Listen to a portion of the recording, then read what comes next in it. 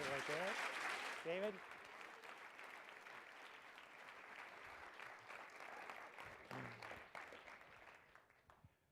Good evening, everyone. My name is David. Please be seated. My name is David Elwood, and my job is to get off the stage as quickly as possible. We have an extraordinary treat tonight in that we have Yo-Yo Ma here with us. Once in a generation, a classically trained performer becomes so remarkable in their capacity to give voice to extraordinary pieces of music that captures our imagination, carries us on the wings of their insights and views and emotions and everything else, so that even without crossing to the pop world, they become a household name. Yo-Yo Ma is such a person. One of the most extraordinary things about him, besides his music, where he started at age 4, educated at Juilliard, also at Harvard. And by the way, I was at Harvard at the same time, so I was really quite involved. Yeah, that's right. We're in Courier House together. But he's won every conceivable award in this business. He's been involved in everything from the World Economic Forum to receiving the Crystal Award, the Presidential Medal of Honor, the National Medal of Arts, and so forth. But he also serves as a UN Messenger of Peace and as a member of the President's Committee on Arts and Humanities. He's just performed for 8 presidents, and the only reason I hesitate to do that is it dates you slightly. So, but he's just extraordinary in so many different ways, and he presented on the occasion of the 56th inaugural of. No, I may have played for 8 presidents, but he worked for 4. Big difference. You're more successful. No. It's worse than that. He played for presidents he worked for presidents you didn't play for. No, it's not true. But what is equally extraordinary is the fact that he's also used music in so many ways to make a huge difference about bringing the world together, becoming a cultural entrepreneur, a cultural messenger in so many ways. In 1998, he established the Silk Road Project, which is, to quote, promote the study of cultural, artistic, and intellectual traditions along the ancient Silk Road route that stretched from the Mediterranean Sea to the Pacific Ocean. If you've ever had a chance to hear or participate or hear those musicians, with or without Yo-Yo Ma, it is a truly meaningful and compelling experience. They are now, the Silk Road Group have commissioned more than 60 different works in different traditions. They now are doing work in New York City with the schools, and they have major projects in the middle schools, isn't it? Multidisciplinary projects and the like. And he's done everything from work with the faculty around Harvard to teach here at Harvard master's programs. But most importantly, he has served as an ambassador for cultural understanding, bringing us together, and leadership. The Kennedy School aspires to all the things that this man represents. I cannot tell you how honored we are to have Yo-Yo Ma here. Please give him a big hand.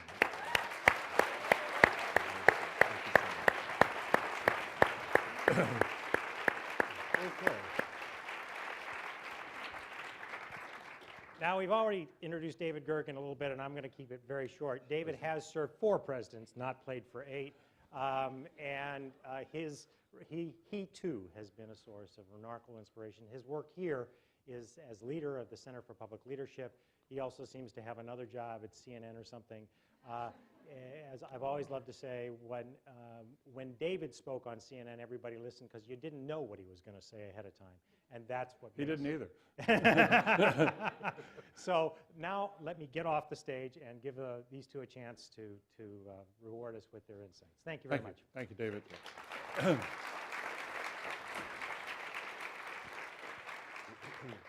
And thank you, all of you, very much for coming this evening. We're delighted to see you. This is an evening, as you might imagine, we've looked forward to for a long time. And you not only see our wonderful guest here tonight, but if you look closely, you might see a cello right back here behind him. And perhaps we'll find, where did that come from? That's where it is. Yes, that's where you've been looking for it. I thought it was in the cab. I was gonna find it. Amazing. Well, we're delighted to see you with the cello, and perhaps he hasn't volunteered. Perhaps we can coax him to play before this is over. We're going to have a conversation for just a while, and then we'll eventually turn it over to you for questions. And we'll probably be here for 7:15 or so. Well, it depends. Last night, a freshman here at the college called his dad and said, "Dad, I've just had a wonderful Harvard moment. I've been studying for midterms. I've been glued to the library, but last night I was able to go home. And as I was walking home in the cold, I went by a chapel, and there was this music emanating from the chapel. And it was just so gorgeous. I had to look in. I took a peek in, and there, this Harvard moment, there was the most acclaimed classical musician in the world, Yo-Yo Ma, conducting a master's class for Harvard students. What a wonderful experience for a freshman. What a wonderful experience, and what a great Harvard moment this is for us tonight. Thank you. Thank you for Did you just make that up? You know, you raised the bar for everybody. You know that. That's a very good story. Let me ask you a question. Most of us are familiar with the chronicle of your youth. You're born to Chinese parents, learning to play at 4, living in Paris, and then coming to the United States at 7, I think you came. So you had this sort of tripartite set of loyalties, affiliations, and loves, and went on to Juilliard, and then made the decision to come to Harvard. And what I've never really understood very well, because you've become such a citizen of Harvard, what was it about that experience when you were an undergraduate that made a difference in your life? Well, I think to this day, I often say that there's nothing I've done since college, any project, any way of thinking, that didn't actually start in some way, the seeding of which started in college. So it was a momentous time for me. And when I think back as a 58-year-old, you know, we all have earlier ages that we think we are. What age do you think you are? I think I'm 17. Do you really? Yeah. When you turn 60, I think you'll get a little older in your head. Really? Yeah, that's what I've I'll noticed. become 18? Yeah, Okay. How old do you think you are? In your head? My wife thinks I'm about 14. 14. But, Yeah, that's right. But what's very interesting, and you know, you think I'm joking, but actually I'm not. Because the other age I feel that I'm very close to is when I was 7. But that was when we moved from France to the United States. So those are two actually dramatic changes in my life that somehow, you know, they weren't necessarily, traumatic or whatever, but they were such big changes that for me, it locates the time that, you know, the linear time of my life. So interesting. But now, dig a little deeper. You majored in anthropology here? I majored in music, but I would have majored in anthropology. I took many courses, and it was probably, for me, the liberating subject that allowed me to look at my own background, you know, the tripartite background, as you put it so succinctly, and that allowed me to look at each culture and its value systems, you know, the priorities that each culture places on a value, and suddenly those places that were kind of muddled in my mind gained a little bit of clarity. Did that also contribute to the sense that you've expressed that the sounds of music are sort of the surface, but what's important is also what's going on underneath, and the question of humanity and who you are and your beliefs, your passions? Well, that's a very, very good question. I think that as a young person, I had a wonderful teacher here at Harvard, Leon Kirshner, was a composer, and he used to look at me and say, "Yo-Yo, you haven't found your sound." Haven't found your style. Your sound. Your sound. Yeah. Oh, that's interesting. You know how people who write, they're finding their voice. Artists need to find their voice. Well, I was told you don't have your sound. He says, I'll give you 13 years. And he made up something and says, maybe then you'll find your sound. So, and then he used to joke with me many years later about that. But as usual, with every even humorous statement, there's a bit of truth in it. And I think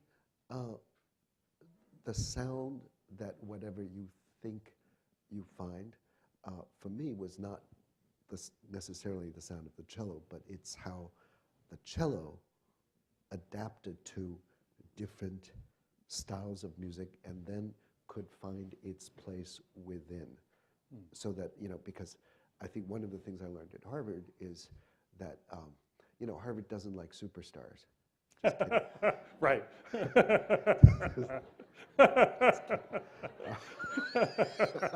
Like that. Okay. I was told. You got that one. Yeah, exactly.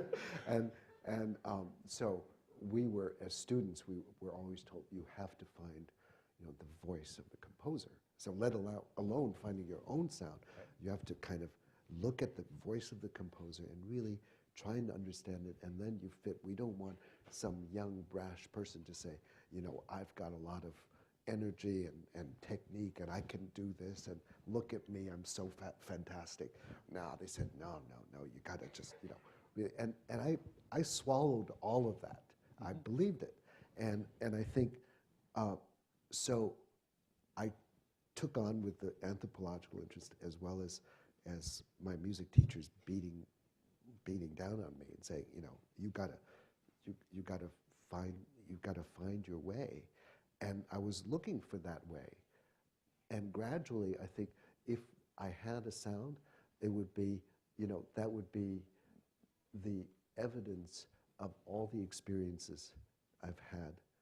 And that sound is just the tip of the iceberg, because encoded in, a singer's voice or a writer's words, you can kind of trace when experiences get filtered and become organically part of what they express. So, but it is, in many ways, a writer has to find a voice, a speaker has to find a voice, but as a musician, you have to find your own voice. Absolutely. It's interesting, and that voice comes from the sum total of who you are and your own passions. I think so. It comes from where you start off, but I think in the end, it's really what you do with the voice, right? So you have a voice. What do you choose to do? Right. We have many aspiring, emerging leaders here at the school, and indeed all across the university and the college, of course. And there's some who assume you can just sort of walk in and lead something and be terrific at it. Malcolm Gladwell makes the argument, as you know, that it takes 10,000 hours of work to become a master. That Mozart took, if you look at his younger life, it took 10,000 hours for him to get to the point where he was writing the more mature music he was. I'm just wondering, from your point of view, of how much of an effort for you it has been. How much time have you poured in to become the master cellist? Well, I think I got many of those 10,000 hours front-loaded. Yeah. That's a Chinese parent, right? Yeah. My new word are feline parents. Not tiger. Well, they could become tigers. Right, and, right. But sometimes, you've got to So it's just proportion and size. Yes. When you're little, they may seem like tigers. Yeah. And when you grow up, they become smaller.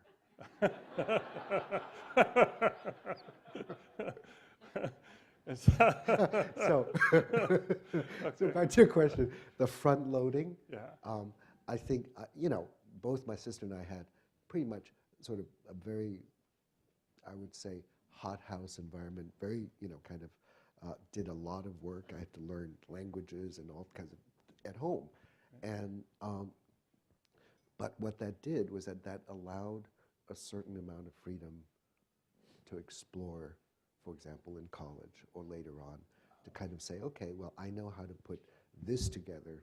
This is a game I know how to play. But then what are the other places, what are the other environments that you want to explore, which were vast, which college was the place that kind of first opened my eyes to different ways of thinking other than what I had experienced before.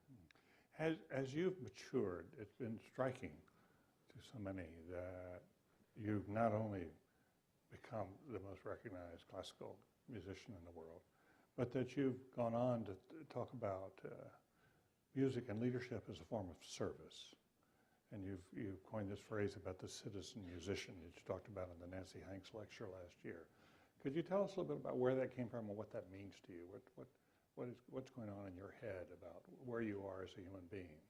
Well, I think in the natural course of events, well, I met my North Star very early on in life. That would be my wife. And she's here today, and she's not going to, she's right there. Please, please. Jill, no, she doesn't like being recognized. Okay. I just said that. I said that really she's hiding in down part there, to annoy her, but then We're delighted you're here. Thank you. So we had children early, and one of the things you do as a parent is that you do anything for your child. Your child goes, there's show and tell. You go bring the instrument. You go do show and tell. You do what, and in a way, just from living, you accumulate a number of roles. And so I think that I'm an immigrant, and as an immigrant, you wonder, okay, what is this country about? What is its history? Is my relationship with the country does it only start from the point of arrival? But then how do I understand its history and make it my own? So that's a constant process. And who do you we study the presidents, we study everybody, but what is my relationship to them or to people that came before me? And that's something that I always wondered two things: who did it and why. And that's my whole life. You could become a journalist. Oh, really? Just ask a question. Yeah, who are you question. and why do you do what you do? Right. Okay, could you train me? Because I may need a lot of You seem to training. be doing very well right now. No, I don't think so. But anyway, so citizen, I'm old now. So there are at least 3 generations of people that are younger than me, and I interact with them, and I don't know their worlds. But if I want to be part of their worlds, I need to actually understand what they're thinking, how they're thinking, what the millennials are like, and et cetera, et cetera, et cetera. And so for me, being a citizen musician is just basically looking at how I can be useful, how, especially at a time when some people say, well, the arts, it's an elite thing, which is therefore a bad word, and and the music that I play, I started from the classical tradition. That's European dead white male music, and I say, great. Then why am I playing it? Is something wrong with this picture? And I'm basically trying to, well, first of all, to understand things, but then as a citizen, just to try and find out how I can make a contribution other than at the voting. Sure. And to help out. And is that what led to your vision of the Silk Road Project? And can you tell us now where that's come? well, I think that's, the Silk Road Project came from a set of very different experiences. One of them came through the wife of this man that is sitting right next to Jill, Merton Flemings, who's a wonderful scientist, material scientist at MIT. We're all parents in the same school, so our children were friends. And Merton's wife, Elizabeth Ten Grotenhouse, spoke to me about the path of Buddhism from India through China and how each place deals with it differently, but yet the iconography often remains the same. So she actually gave me a way to look at sort of what is in the visual world, a way of tracing history that is culturally inspired. So instead of empires, and you could look at, well, how did something travel? How did goods travel? How did ideas travel? And so that was one beginning. Another beginning was from going right after the Israeli-Jordanian peace treaty. The same night, I had dinner with a number of people in Jerusalem, and the next day we went through the Allenby Bridge first to Petra to visit, and then went to Aqaba and visited the Hussein family, and they asked me to, on the way back to Tel Aviv, the next day, will you stop by Amman and give a master class and do a class? I said, sure, because she was the patroness of the school. I did, and I listened to two lovely students, maybe like 18, 17 years old, and they played not so well, but when I asked them, why are you doing this? What does this music mean to you? They gave answers that were so magnificent and so illuminating and so poetic. I thought, this is incredible. These people have an unbelievable inner life that is going on. And in many ways, the contrast to that experience was I would go into conservatories in the States, and where the training is very different and people play extremely well. But if I ask them, do you have a question? It says, yes, how can I, succeed at that competition? Or how can I do that? It becomes less, it's the involvement of whatever the representation of a piece might be, was a slightly different kind. And I just thought, this is a very interesting thought. And that day, I had the thought of saying, it would be great to create a Middle Eastern ensemble of people and between what Elizabeth said to me about the path of Buddhism and being in Jordan and seeing those two young students, those were the germs of the idea. And certainly after 89, with the breakup of the Soviet Union, we had suddenly 16 countries that we can't pronounce their names. And I was sort of proud of having traveled quite a bit, but I knew nothing about those new countries. And I thought, this is, let's try and explore whether there's a way of looking at culture or at music through traditions and finding what traditions stay the same, what traditions change, and why, how they get renewed, and all of that kind of thing started. You've developed this in the Hanks lecture and elsewhere. You've talked about the edge, the importance of the edge, and use a metaphor of the forest meeting the savanna. And where that edge is formed, there's the greatest diversity in nature. Right, you have the greatest new life. Yes, right. Exactly. And do you find that in cultures then? Well, that was an idea that that was first expressed to me by my son's 8th grade math teacher, and Joanne Larrabee, and she said, "Oh, you're thinking about these things. Do you know about that term, edge effect?" And I said, "No." I kind of looked it up and thought about it. It says, "Wow, this is really interesting because so much of what I'm thinking about in the making of instruments, in how cultures become very creative, the burst of invention in the Enlightenment or in the classical period, what motivated these people?" And I started seeing that, in fact, it is the meeting of two places, often unlikely, that spawns new ideas and new ways of thinking and of invention.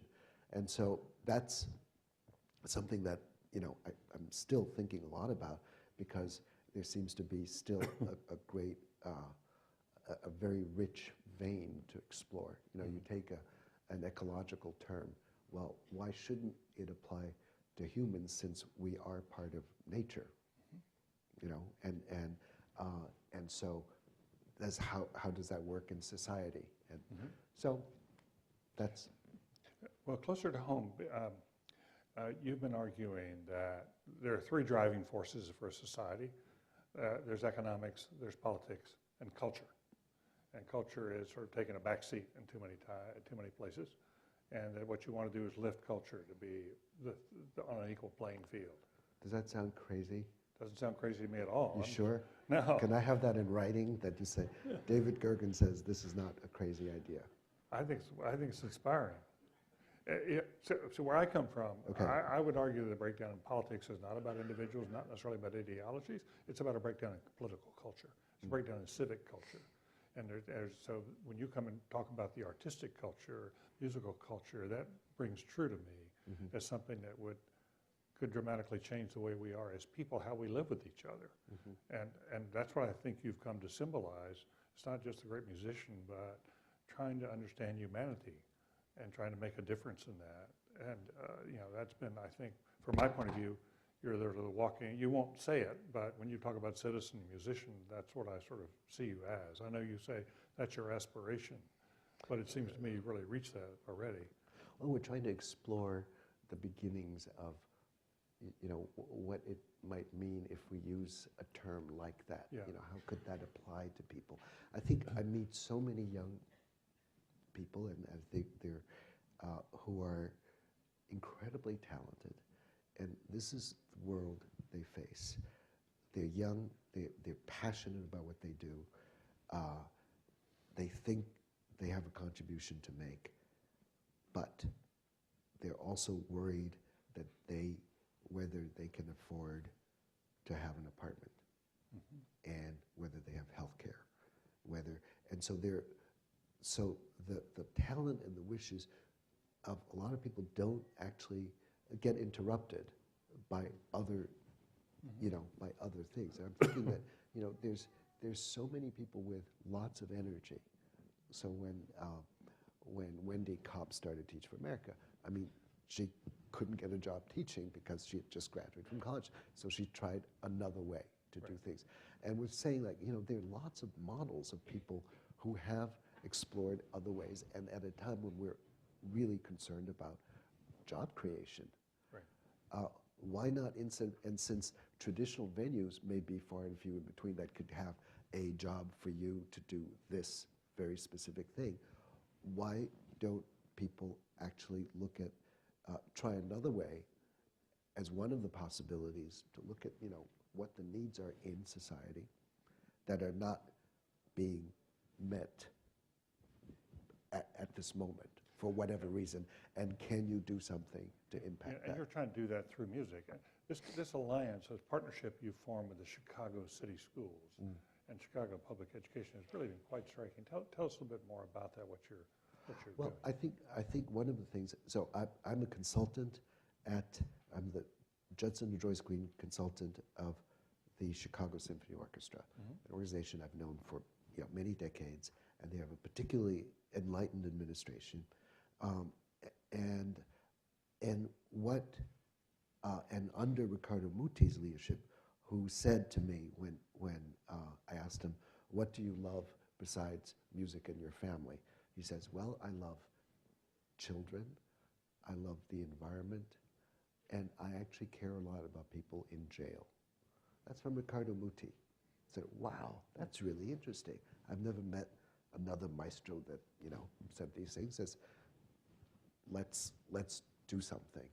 And in the process of working there, he's gone to detention centers, played for incarcerated people, and we've helped people create musicals and whatever. But so what's the purpose? And the one purpose is, as many educators want to do, is to actually break down the four walls of either the schoolhouse or the music hall. And everybody in Chicago knows the Chicago Symphony Orchestra is a great orchestra, but actually fewer people have actually gone into the hall.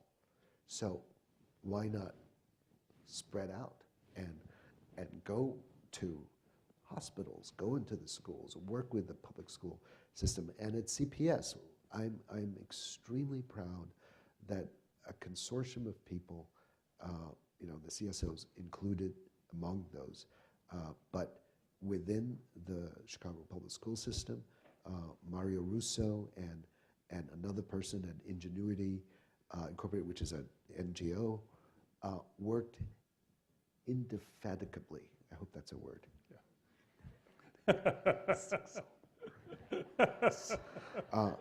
And for a number of years, and had town halls and asked parents, citizens, what do you want in your schools? And they said, we want arts, arts, arts. And so really by popular demand, so for the first time in 40 years, they created a culture plan. And then more recently, they voted for arts integration as in theater, dance, music, visual, to be part of the core curriculum. Now, that's immense. So that's literally having STEM to STEAM, turning. Right, yeah. But we'll do that later. Explain that, people know that, Okay, yes. the term STEM is science, technology, engineering, math. And everybody says this is the most important thing. I'm just saying, well, why don't we add an A to that and add the arts, culture, and humanities? And in fact, I think the person who may have coined that is John Maeda, who's the president of RISD. So I just want to give credit. I think he may have coined that. But anyway, I'm very proud of these two things. That the orchestra now, when they go on tour, when they were recently in Russia, they went into orphanages. They spoke. They really are doing this work that generally organizations don't do when they're on tour, but they make it part of what they do. When they went to Mexico, the same thing.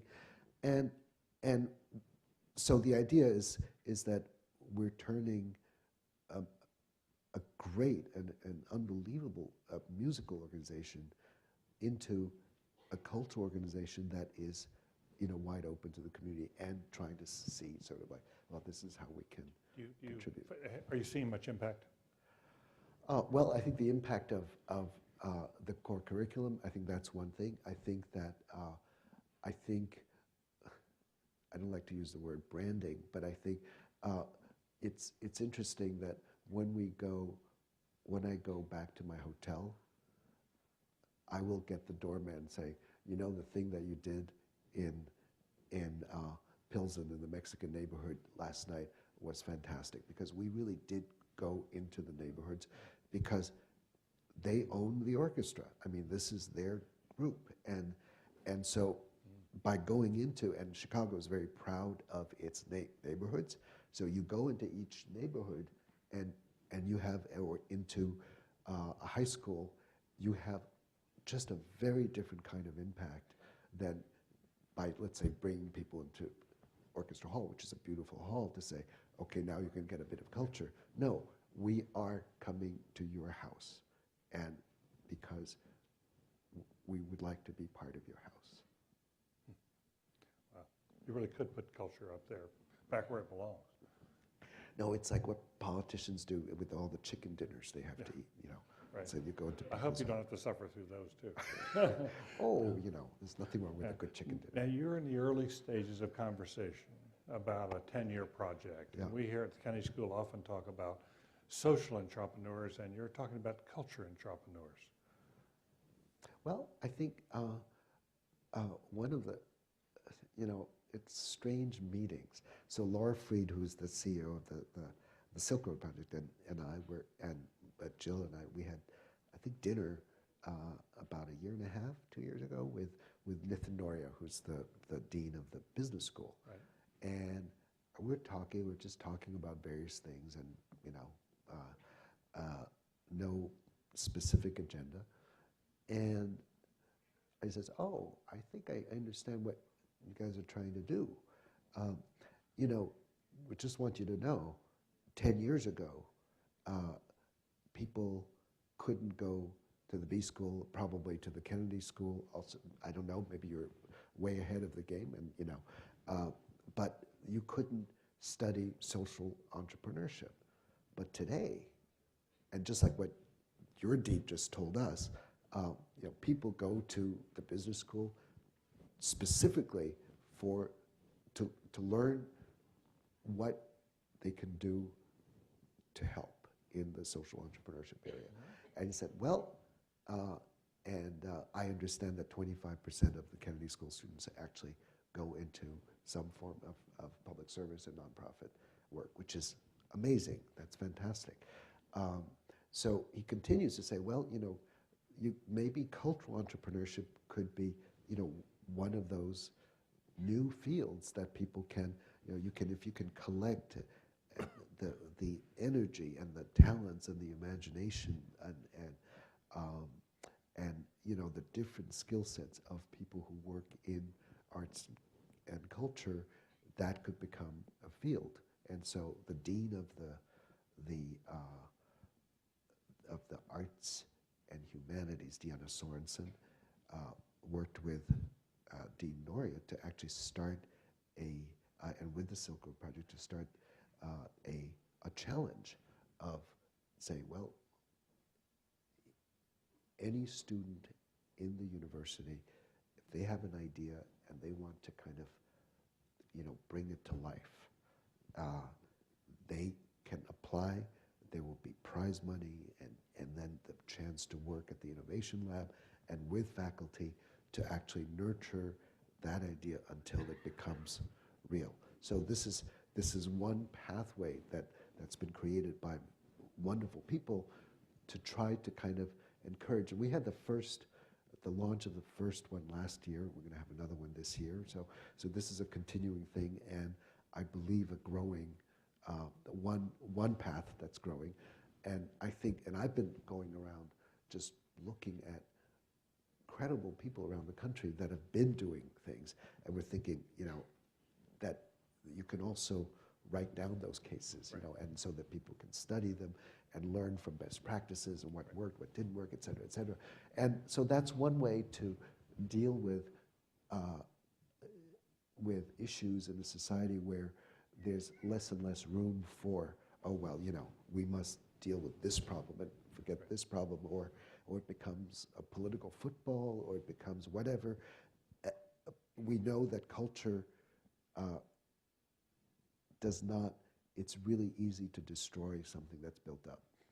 It's really hard to build it up. So I think it's very hard for, if you want to grow something, to have those interruptions for the young people as well as for organizations. Well, I know Dean Elwood is anxious to, eager to explore this further as a conversation. And please know, one of the things we've been blessed with here at the Kennedy School is people who come through. Your friend Damien Wetzel came here to the Kennedy School as he was retiring from the New York City Ballet, and then used this education to go forward in New York City. And he's done incredible things. He's doing wonderful things. You were one of his teachers. Yes, I was. Right? We were pleased to have him in the classroom. He made a big difference here.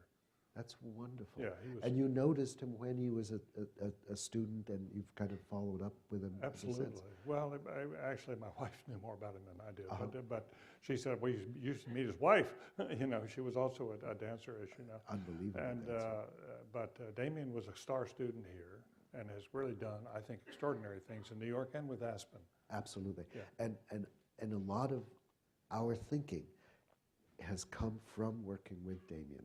Yeah. He's helped us with our end of the year events with the New York City schools. We would bring them together. They would create their own sort of program that refers back to their year of learning. And I mean, he is absolutely, he's one of my heroes. You know, I look up to him in terms of his focus, his energy, his imagination. And it's just, you know, Reynold Levy, who runs the Lincoln Center. Yes. He's coming here next year to the Kennedy School. How wonderful. He's going to be joining us here in the second semester of next year. I think that's right, Max. Yeah, second semester of next year. So we've been looking forward to that as well. That's fantastic. Yeah. You know, it's so funny because I first met him maybe probably 25 years ago when he became sort of presenter at, or the president of the board of the 92nd Street Y. Mm-hmm. And then he went from there to Right. AT&T. Right. And then, so I've been following his, you know, all his accomplishments and how great that he's coming here, and that would be a wonderful thing. Sure. Congratulations. Let me ask you one last question, and maybe we can. I see that cello warming up in the background. Yeah, it's getting a little hot here. You spoke to the young global leaders in Davos, I guess, a couple of years ago, and they asked you sort of for your advice for young aspiring leaders about their lives and how they should plan and think about if you really want to make an impact on the world. I'd just be curious if you could offer a couple of thoughts to this group. Just say that again. I was actually distracted because I was actually thinking, what am I going to play? Yes, I understand. And I was was distracted by that thought too. But I was actually debating sort of like. I'm just as you have young people coming up now, and there are just so many students here at the county school, at the college, at the business school, and elsewhere, who are going to have an enormous impact on the world. And I'm just eager for what's your advice to them about, at this stage of their lives, about how they can prepare themselves better to make a difference? Wow. You know, I think Steve Seidel said once, if you want to be successful at the School of Education, get yourself a theory, right? Didn't you say that? Right? Get yourself a theory. Yeah, a theory, you know. Yeah. So I think everything we do is between, you know, having concept and getting to the reality of things. You know, that's really the crux of things. And so whatever you're doing, I know from my own life is that I get very blinkered. You know, I must do this. This is on my to-do list.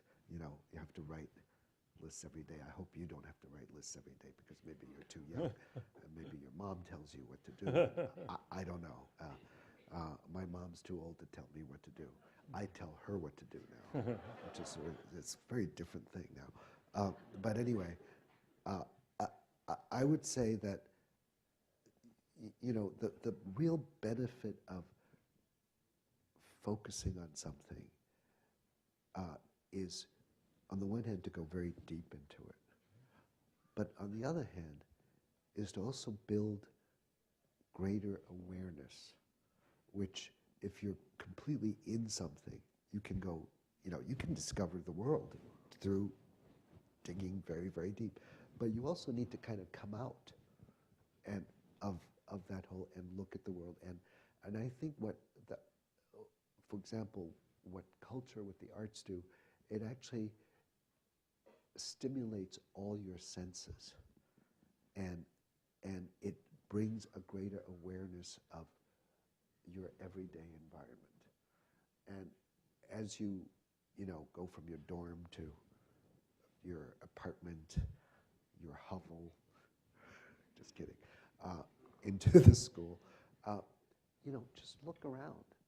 Like, look a little bit more carefully, and look again, and see who's walking by. Think about who they are, what their lives are like, what your life is like, and just spend a little bit of time doing that, because just by doing that day after day, you build an awareness that actually goes with the theories and all that, and we want to bring the two closer all the time. I think it's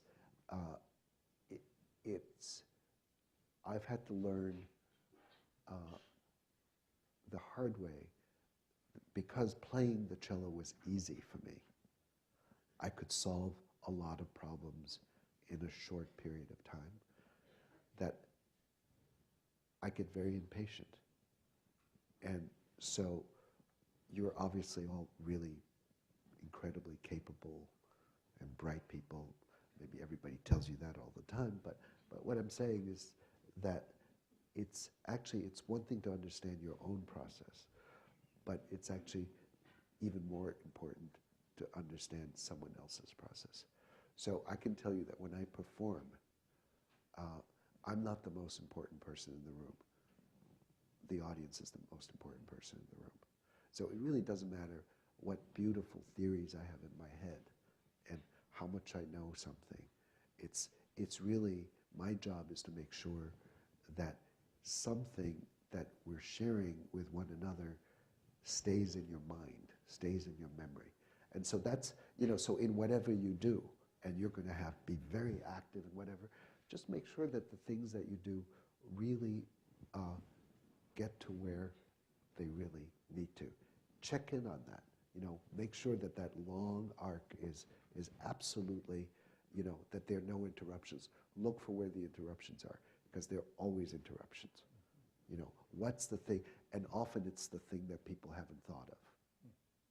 So that's where looking carefully, and not just in your habitual way, but actually expanding a little bit more, I think is really great. Do the AT&T thing, reach out and whatever. So you would like me to play something? We would like to coax you into doing it. Coach. Okay, Coax. Oh, coax. Coax. I'd like you to coach me into doing No. So, Coax. So I don't know whether to, I'd like to maybe try an experiment. I also have to put my trousers legs down.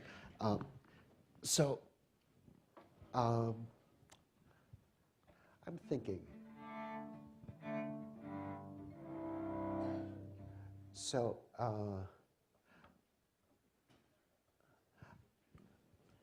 let me try something on you, okay?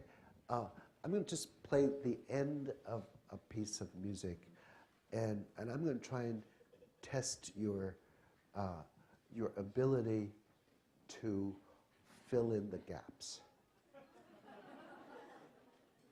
Okay? Now, so basically, I'm going to play a piece of music that's about 2 minutes long, and somewhere around 1 minute and 15 seconds, let's say. So will you help me, Mike, just for now? So basically, there is a note that I can't play and hold on to. So I need your help. And I'm going to first demonstrate this with Mike Block, wonderful cultural entrepreneur. At age 31, he's done amazing things. I look up to him. And so he's Daddy Block now. So he's going to fill in that note, and then I'm going to ask you to sing it at the right time with him, so that we actually get to the end of the piece, because you become the thrust and the propulsion for the piece that can take it to another level. Okay? So, are you ready? Yes, sir. Okay, so now, what's the best way to do this? So there are two things that are going to happen in this piece. I'm going to go blithely along, and you're going to say, oh, it's lovely, it's beautiful, nice music. I hope you're going to do that. And then, at some point, it's going to stop. That's like one of those interruptions that we talked about. Right. What happened? Something very different is going to happen. That's one thing. First, the interruption. I'll stop, I'll look at you, you'll know.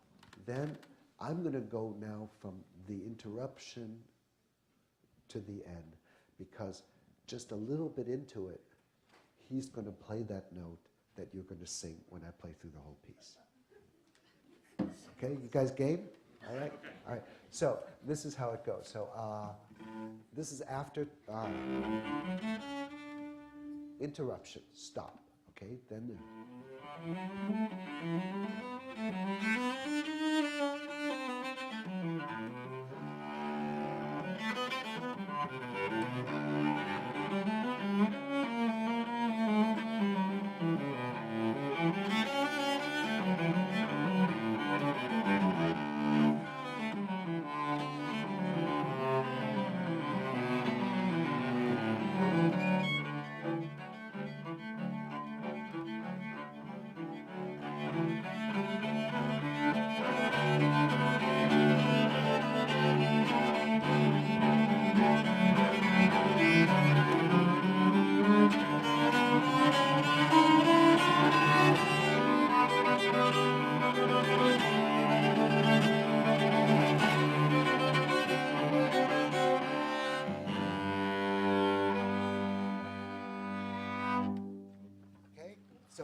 heard that, okay?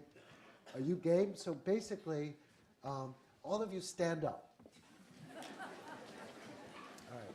Now, so basically, we're just going to practice this one. Can you sing a version of this note?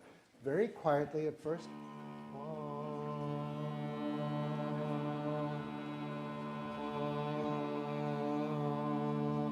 Great. You are very talented. You all get check, plus, and a gold star, okay? So now the rest of you, now if you're willing to stand for like a minute, get to the interruption, and then Daddy Bloch is going to play the daddy note, which is going to give us the sustenance we need to finish the job, okay? So, here we go. What? Should we teach them the last note too? You can all morph into the last note, and we're going to rely on your talents to get there. Okay? So here's the beginning.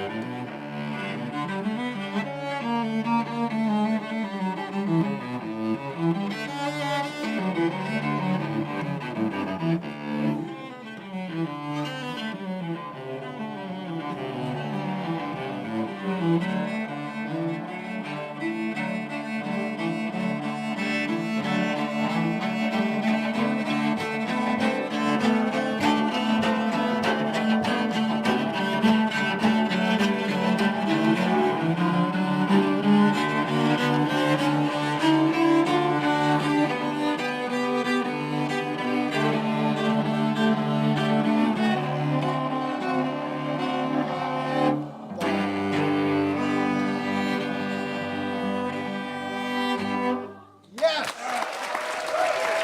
All right.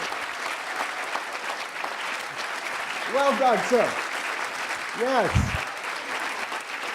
Thanks, Mikey. Thanks. Okay. See? Yeah. Thank you. Bravo. Give yourselves a big pat on the back. This is just great. I can't remember a moment like this. It kind of feels wonderful. We have microphones. Time for a few questions. They're here and here, here and here, as they often are. Always end please with a question mark, and one per customer. The old Joe Nye rules. One per customer. So, who would like to come forward? No double dipping. Yeah, no double dipping. Yes, please. Here. Identify yourself if you would, please. Thank you. Good evening. My name is Allegra, and I'm from MIT, but I also take classes here. I'm very curious and very moved by the place between the two worlds. And my question is, do you see technology as a place where these worlds meet, and how does it inform your practice? Thank you. Well, I think, first of all, without the technology we have, I don't think we could have the Silk Road Project. It is only because that we have today's internet that we could bring the internet of antiquity into present form. that it's only because of technology that we can have instruments who play at different decibel levels be able to match and be able to be in one room together. So I think I'm very conscious of the fact that so today's technology, in terms of the internet, is obviously it's a huge delivery system. But what we want to do is to make sure that what are the deliverables, and that we want to make sure that the deliverables are not just contentful, but are given in the right form, you know, with the right values, and so I think that's something that we work on. Thank you. Please. Sir. Yo-Yo Ma, my name is Ben Bolger, and I'm a Harvard alum. The question I have for you is, you talked about citizenship in a very broad context, and I wanted to ask you kind of a philosophical question to kind of get at your notions of citizenship. You talked about your inspirational journey to America. There's been other performers that have been foreign-born that have come here that have taken on a political identity. But our Constitution specifies that people that are not born in America are not eligible to become president. Now, I know that you may not aspire to run to be president, but what I wonder is, with regard to citizenship, should we see foreign-born immigrants that come here enjoying equal status, or do you, with your own experience, see the wisdom in the Constitution as it relates to that issue? Wow. Well, first of all, I am, you know, I believe I'm a human being first, and a citizen second, and a musician third, and a cellist fourth. And somewhere, I hope I'm a husband. I play a father, you know, sometimes yes, sometimes no. But it's like we each have to kind of figure out those alignments, and at different times. So I think, you know, the way I think about citizenship obviously has evolved from, you know, as an aging person in his twilight years. And that's what Manny says. I'm just quoting him. And so I believe that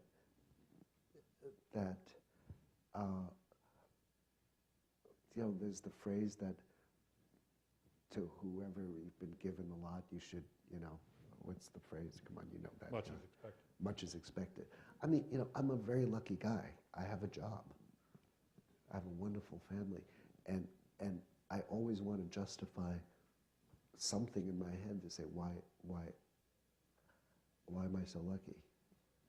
And also, as we are aware and look at different places, you see needs. And so it's, I mean, it's that basic. I think I became very, very interested in all this work in 2005 when Laura said, you know, oh, we have to think about a 10th anniversary. What are we going to do? And I had a friend who was Tim Knowles, who also educated in somewhere in around these buildings. And he was in Chicago. He showed me a clipping of the front page article of the Chicago Tribune, and in bold letters, out of 100 boys who entered 9th grade in the Chicago public schools, 100 boys, 9th grade, by the time they're 25, 6 will have graduated from college. But if you're African American or Latino, it drops down to 2.5 out of 100. And, you know, it was like one of those moments in time. If I saw it another day, I might have said, okay, that's terrible, you know. But it just struck me that day. And because of what Tim does, because he's in education and all that, it just became sort of like, no, we can't live in that. This is just not possible. And so there is a moment when, you know, you get kind of, you just can't not do something. My sense is that you've contributed so much to our country that it's unfortunate there's this kind of double standard for immigrants. Oh, okay. Well, I know this is kind of, maybe I didn't answer your question. Double standard for immigrants? I don't know. Immigrants have to try harder, actually, because there's less safety net. Yes, ma'am. Good evening. My name is Jen Chutak. I'm a recent alumna of the Harvard Kennedy School. On several occasions, I've had the great joy of being a member of your global audience, and each time I'm struck by your presence so much. It's so moving, the joy and the life that you emanate, and you've actually redefined my definition of a rock star, not just your musical talent, but this life that you project. And so the question that I have for you pertains to an offhand comment that you made to Professor Gergen earlier this evening, why you do what you do. So I know why I gravitate to your performance and to your conversation because of this joy in life you emanate. But could you share with us, way back all the way to when you were 4 till now, why you do what you do? Sure. Very easy. When I was 4, I thought, at the time when kids say, I want to be a fireman, whatever, I was so confused. I just wanted to understand. That was my big goal in life. I just wanted to understand. And it took me, I'd say, the next 45 years of doing lots of things, music, etc., that made, and it wasn't until I was 49 that I realized that all of the things I'm interested in is because I really love people. That's it.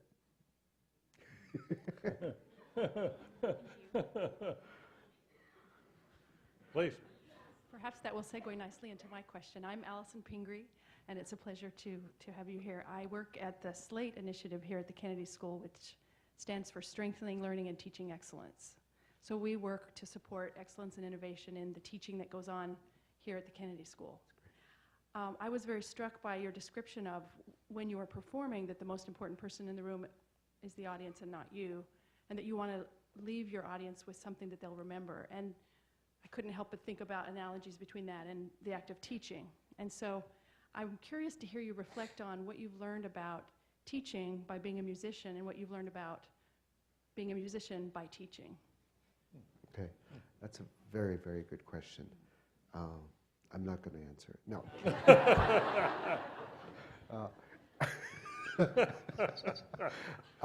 Well, I can tell you that when the Silk Road first came to Harvard, we were faced with a dilemma because none of us are the world's expert on anything. We may have some mastery over things, know certain traditions, we care about things. So how do we interact at a university that has this kind of aura, a reputation, et cetera, et cetera? And so we came up with, I think, a conniving plan, which is to say that we just know what we know. We're not trying, so if we're trying to do a class or something, we're just sharing what we know. And in fact, we think that the best teachers are always learning, and the best students, by being passionate about what they're learning, are always sharing and teaching. So in fact, I don't see a difference between the two. And so if you're in a state of striving to learn, you know what the dirty little secret is, that you actually stay, you feel more alive. If you're constantly learning, you're constantly reorganizing your neurons, and it's like, you're learning new things, not just like you're learning new things within your field, but that you're actually, you have to create new synapses, you have to do that. And then I made another sort of jump, and I may be crazy, but I think that where a performer and teaching have in common is that the only reason to do either one truly is if you can make the learning or the performance memorable. Because how good is it if you go home tomorrow and you say, well, I knew I did something last night, but I have no idea what it was. And how awful is it that a student aces his or her exam, but crams, and then says, okay, thank goodness, I got it, it's done, I never have to deal with this ever again. That's really, that's a poorer version of education than I think what you and I are trying to talk about. Thank you. Yes, please. Hello, Mr. Ma. My name is John, and I'm from the Kennedy School. Welcome back to Harvard. I have to begin my question with a confession of sorts. Okay. As also a son of immigrant parents, Yeah. as a son of immigrant parents, I also sat down in front of a music stand, in front of a metronome, in front of a full-size cello that was too big for my frame, and I heard my mom say, practice. And I was like, Mom, I don't want to practice. And she was, practice. And I learned quickly that America's not always a democracy. And so, but I kept complaining, and she said, look at Yo-Yo Ma. He plays the cello well.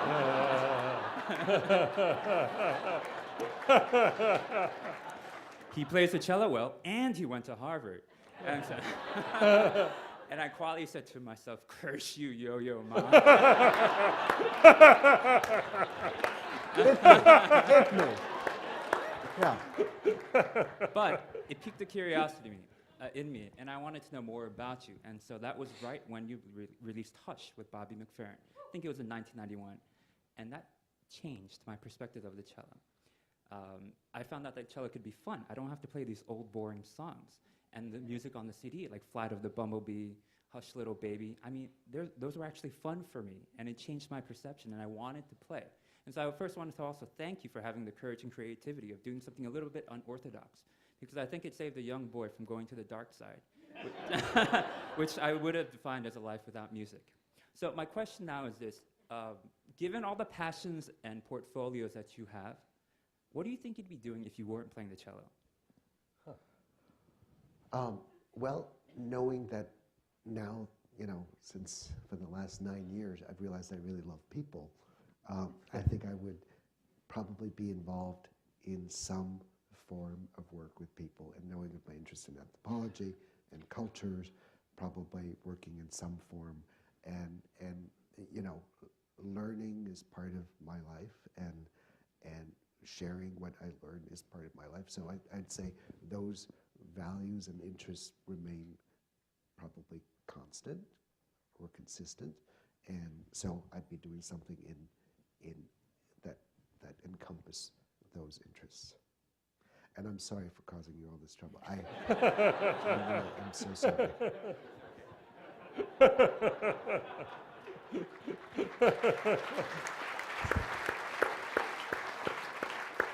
See, it's so easy to inspire hate. I didn't do anything. Good evening. My name is Anna Meschian. It's such a pleasure to be here today. I'm a graduate of New England Conservatory. I studied with Patricia Zander. And actually inspired by the Citizen Musician Project and Elsie Stama from Venezuela, which is an incredible project in Venezuela, music education project. I started a program in my home country, I'm also an immigrant, Armenia, and basically just trying to get as many kids as possible to embrace this idea, instead of just being on this path of practicing by yourself 8 hours a day and then just getting up on stage and being completely separated from your audience, trying to get as many kids involved in this. And the kids have been incredible in grabbing onto this idea. But along the way, there have been so many people who have told me, don't work with those kids who are pre-conservatory kids. Your job is so different from theirs. The music schools that they go to have such a different mission than what you have. And I said, well, what is the difference? And they said, well, your job, or what you're trying to do, is you're trying to make people's lives better through music. And that completely confused me, because I thought that was every musician's job. And part of the reason that I wanted to do this is because I wanted to bring my conservatory training to everyone. And so my question is, in working with this world of music for social change, I often feel pain that there's a separation of the social change kind of music and then the good kind of music, the very high art. And for me, there's no distinction. And I'm wondering, what do you think do you think this is a growing pain, or do you think there's some obligation that we have to make sure that these two don't become so separate, and so we don't lose the high art? If that makes sense. Yes, I think it makes a lot of sense. I think this is obviously very individual, but on the institutional side, I could say that if we value teaching so much, or if we know that education is so important, where do we place teaching on the hierarchy of values within any institution? That's a really important question. So in conservatory, where I also went, teaching music ed was considered like, the dregs. And we have these sayings, which I really truly don't believe, when people say, well, those who can't do, teach. But, you have those words going in your head, and if you don't examine those words, you might just believe that to be true.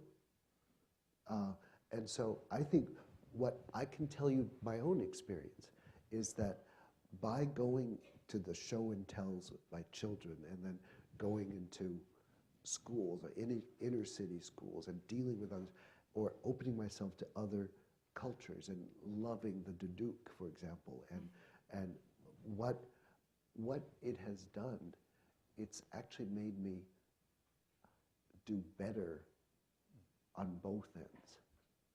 I can relate more easily to anybody. And also, on the supposedly high end of, is your Dvorak concerto better? I think I'm a better musician.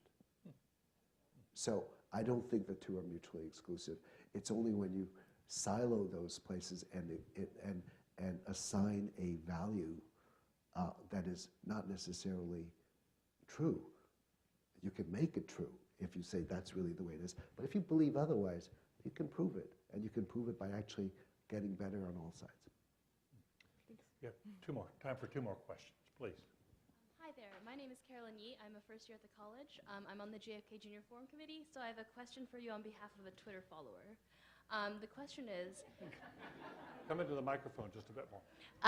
Sorry about that. The question is, how do you get your message across to people who don't see an intrinsic value in music, art, and culture? Well, I mean, I think, as human beings, we are multi-sensate.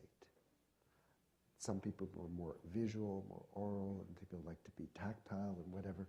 I mean, I challenge anybody to come to me and say, there's no value in this and whatever. If that person's a parent, I would be very scared for the child. I think, I don't think you're dealing with individuals who may say something, but you have to examine where that statement comes from. Who are they, and why are they saying that? I mean, that's back to the old question. I just think that who is not moved by seeing a gorgeous sunset? Who is not amazed when you look out in the night sky and you see billions of stars? Tell me it's not beautiful. Tell me it has that wonder and awe that you might feel has no value, doesn't inspire action, doesn't inspire thought. I mean, tell me that seeing the miracle of a birth, of a child coming, tell me that that's, okay, we're gonna, I just don't, I can't, my imagination is too limited to conceive that someone would actually believe that. And so I would actually say these things to them and say, let's talk about you. What makes your life rich and filled with, where does your love for something come from? Thank you so much. Thank you. Thank you. Please. Hi, Mr. Ma. My name is Michelle Lee. I'm a sophomore at the college, and I'm studying anthropology. And I'm also a pianist, so I really appreciate a lot of the things that you said. Just kind of looking back on my experience with the piano, I think I've had some of my highest and lowest moments in front of the instrument. I think it almost feels sometimes like I have a relationship with it, even though it's an inanimate object, like maybe as if it were a sibling or a friend. So I'm interested to see how you would describe your relationship with the cello and kind of how it's changed as you've grown up and kind of gone through life and, you know, gone through college and become a father and hit those milestones. Okay. Well, I sympathize very much with your saying that you feel a relationship with the instrument from which you are expressing yourself, right? And I think, and I never think it's, the way I think of the cello, it's very simple. The bow arm, the one that draws out the notes, are my lungs. And the 4 strings are an extension of my vocal cords.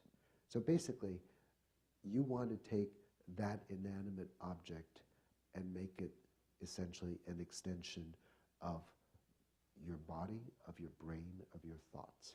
So it's what you want in your relationship with an instrument is to have the least amount of interruption or impediments between thinking something, wanting to hear something, and having it come out. The reason we practice is to actually diminish that distance of time between thinking something, having a concept, having an architectural plan for something, and then to say, okay, this is how we're going to do that, and it just comes out.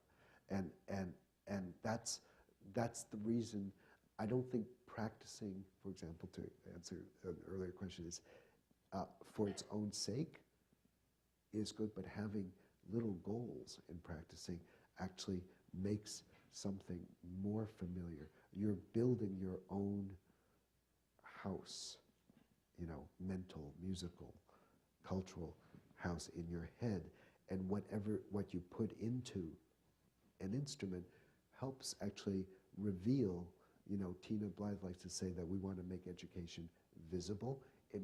You're making your thoughts audible. You're making your feelings audible. And it's that, you know, cycle that you're constantly working on so that it becomes more and more fluid. Thank you. Okay? The time has come. The time has come. The time has come. The walrus said, could you bless us with one final piece as we leave? No, I can't bless you with a final piece, but I can attempt to perform something that may refer a little bit to some of the things we've been talking about. We will attempt to relate to it in the way that you've said. It's hard.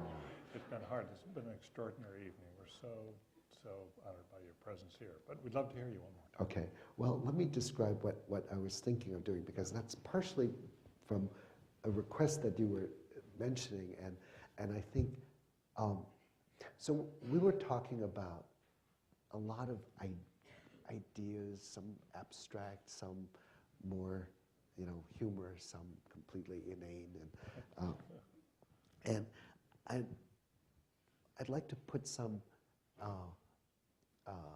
put a footprint in the ground. Let's go to some evidence of another piece of music by Bach, and here's, so what I'd like to show in playing is that there's a piece of music that I play often at my friends' weddings, and I've also played, unfortunately, at my friends' memorial services. And it's the same piece of music. So it seems like, at first, a contradiction, right? And there's one more thing. The one more thing is that, so Bach wrote for this instrument, which has 4 strings, but if you see, unlike the guitar, when you can play all 6 strings at once, there's a curved bridge, so I can only play generally 1 string at a time, and at most 2 strings at the same time. if I want to play 3 strings, I could do that, but it's not so pretty. So, but he composed a piece of music for 4 voices. So how did he do that? Because I can't sustain 4 voices. And I want to give you an example of that, and then I'm going to play you the piece. So maybe, so if I play from, so Mike, who's so incredibly wonderful and does everything beautifully, is going to help me make the impossible thing that Bach did actually make it come to fruition, that you can actually hear all 4 voices at one time, 3 or 4 voices, right? And then I'm going to play you the piece without Mike, and we'll see what happens. So let's say we go from, okay,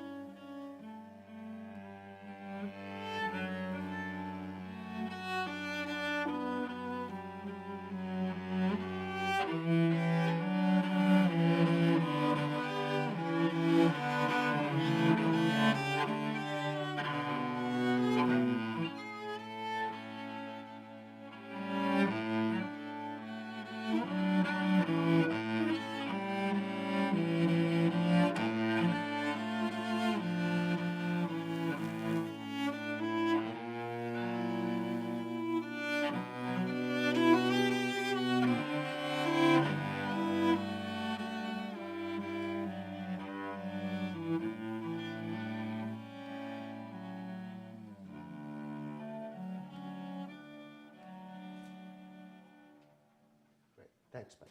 Thank you very much.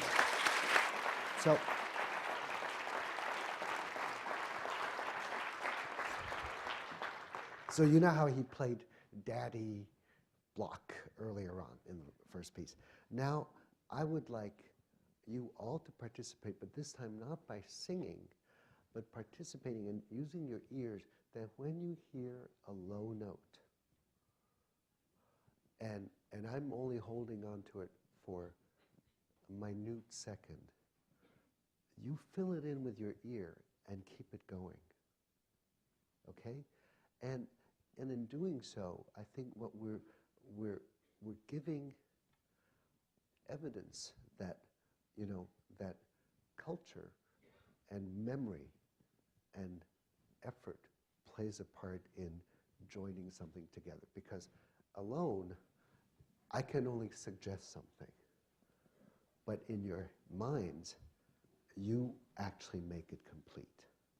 So whether it's an act of citizenship, cultural citizenship, social citizenship, whatever it is, you are actually engaged in that effort. So I'm going to play you that complete saraband, and let's see how it comes out, okay?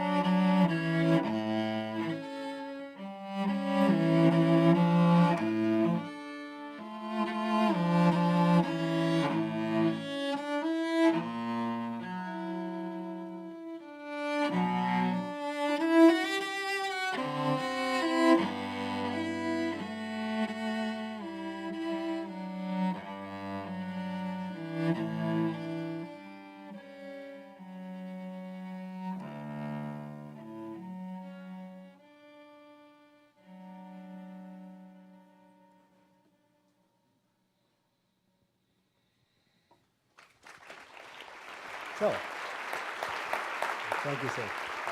Thank you. Thank you. Thank you. Thank you. Thank you. Thank you.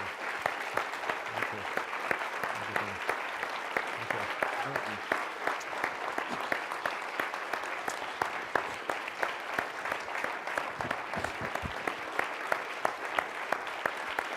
Thank you. Thank you very much. Thank you. Thank you, sir.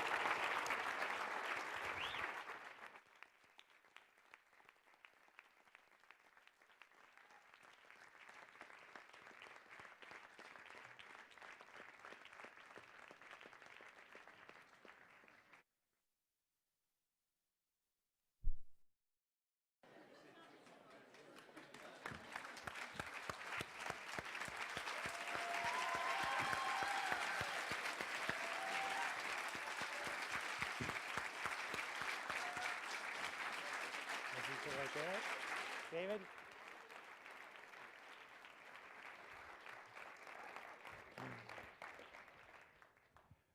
Good evening, everyone. My name is David. Please be seated. My name is David Elwood, and my job is to get off the stage as quickly as possible. We have an extraordinary treat tonight in that we have Yo-Yo Ma here with us. Once in a generation, a classically trained performer becomes so remarkable in their capacity to give voice to extraordinary pieces of music that captures our imagination, carries us on the wings of their insights and views and emotions and everything else, so that even without crossing to the pop world, they become a household name. And Yo-Yo Ma is such a person. One of the most extraordinary things about him, besides his music, where he started at age 4, educated at Juilliard, also at Harvard. And by the way, I was at Harvard at the same time, so I was really quite involved. Yeah, that's right. We're in Courier House together. But he's won every conceivable award in this business. He's been involved in everything from the World Economic Forum to receiving the Crystal Award, the Presidential Medal of Honor, the National Medal of Arts, and so forth. But he also serves as a UN Messenger of Peace and as a member of the President's Committee on Arts and Humanities. He's just performed for 8 presidents, and the only reason I hesitate to do that is it dates you slightly. So, but he's just extraordinary in so many different ways, and he presented on the occasion of the 56th inaugural of... No, I may have played for 8 presidents, but he worked for 4. Big difference. You're more successful. It's worse than that. He played for presidents he worked for presidents you didn't play. A chance to reward us with their insights. Thank you very much. Thank you, David.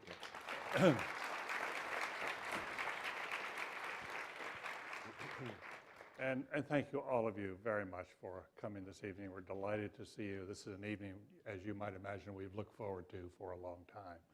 And you not only see our wonderful guest here tonight, but if you look closely, you might see a cello right back here behind him. And perhaps we'll find, now where did that come from? That's where it is. Yes, that's where you've been looking for it. I thought it was in the cab. Amazing. Well, we're delighted to see you with the cello, and perhaps he hasn't volunteered. Perhaps we can coax him to play before this is over. We're going to have a conversation for just a while, and then we'll eventually turn it over to you for questions. And we'll probably be here for 7:15 or so. Well, it depends. Last night, a freshman here at the college called his dad and said, "Dad, I just had a wonderful Harvard moment. I've been studying for midterms. I've been glued to the library, but last night I was able to go home. And as I was walking home in the cold, I went by a chapel, and there was this music emanating from the chapel. And it was just so gorgeous. I had to look in. I took a peek in, and there, this Harvard moment, there was the most acclaimed classical musician in the world, Yo-Yo Ma, conducting a master's class for Harvard students. What a wonderful experience for a freshman. What a wonderful experience, and what a great Harvard moment this is for us tonight. Thank you. Thank you. Did you just make that up? You know, very good story. you raised the bar. You raised the bar for everybody. You know that. That's a very good You story. know. Let me ask you a question. Most of us are familiar with the chronicle of your youth. You're born to Chinese parents, learning to play at 4, living in Paris, and then coming to the United States at 7. I think you came. Allowed me to look at each culture and its value systems, you know, the priorities that each culture places on a value, and suddenly those places in that were kind of muddled in my mind gained a little bit of clarity. Did that also contribute to the sense that you've expressed that the sounds of music are sort of the surface, but what's important is also what's going on underneath, and the question of humanity and who you are and your beliefs, your passions? Well, that's a very, very good question. I think that as a young person, I had a wonderful teacher here at Harvard, Leon Kirshner, was a composer, and he used to look at me and say, "Yo-yo, you haven't found your sound." Haven't found your style. Your sound. Your sound. Yeah. Oh, that's interesting. You know how people who write, you know, they're finding their voice. Artists need to find their voice. Well, you know, I was told you don't have your sound. He says, "I'll give you 13 years." And you know, he made up something and says, "Maybe then you'll find your sound." So, and then he used to joke with me many years later about that. But as usual, with every even humor statement, there's a bit of truth in it. And I think the sound that whatever you think you find, for me, was not necessarily the sound of the cello, but it's how the cello adapted to different styles of music and then could find its place within. So that, you know, because I think one of the things I learned at Harvard is that, you know, Harvard doesn't like superstars. Right.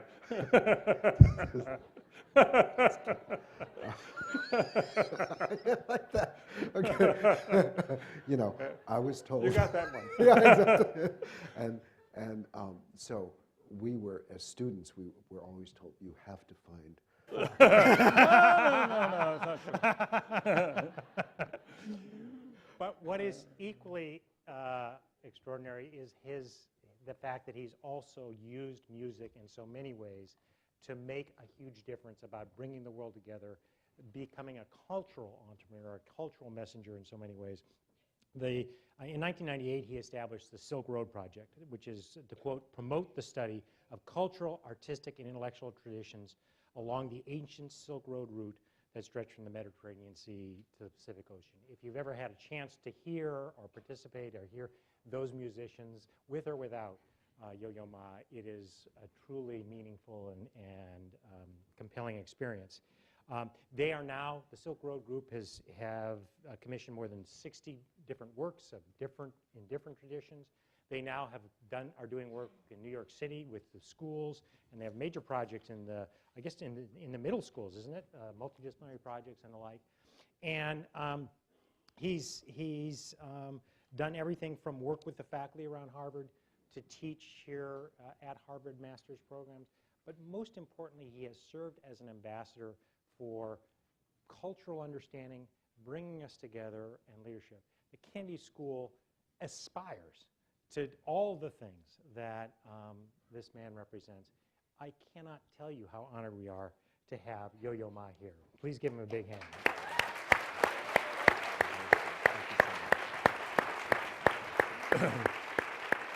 Okay.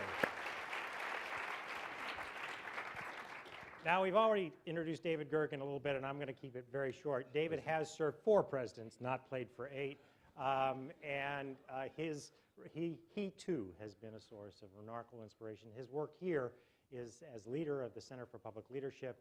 He also seems to have another job at CNN or something. as I've always loved to say, when David spoke on CNN, everybody listened because you didn't know what he was going to say ahead of time. And that's what He didn't either.